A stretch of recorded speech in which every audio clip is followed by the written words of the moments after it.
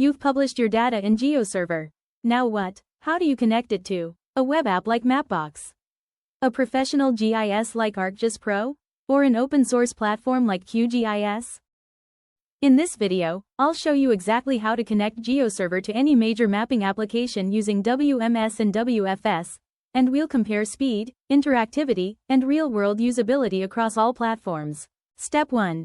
Add GeoServer WMS to Mapbox GLJS web application. Use WMS from GeoServer. Inside your HTML file, load the Mapbox GLJS library.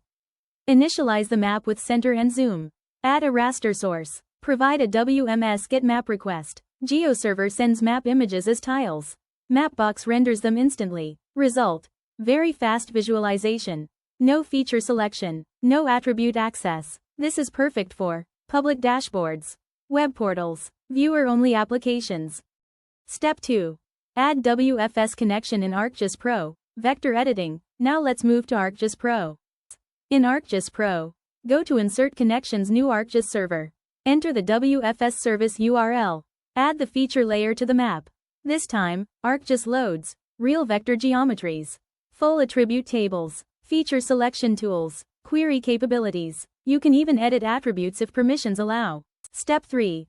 Add WMS and WFS in QGIS. Full comparison. Now let's test both services inside QGIS. First, add WMS. Layer add WMS, WMTS. Paste the WMS URL. Load the layer. You get fast rendering. Raster imagery only. Next, add WFS. Layer add WFS layer. Paste the WFS URL.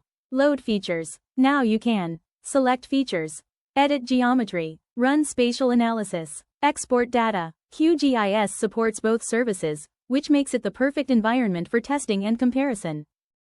Step 4. Compare rendering and interactivity. Let's summarize behavior across platforms. Mapbox GLJS uses WMS raster tiles.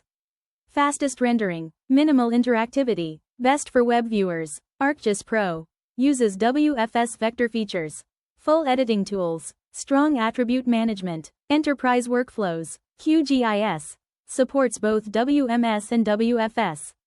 Fast rendering, editable features, advanced analysis tools, most flexible environment. So the same GeoServer instance can serve 3 completely different user experiences.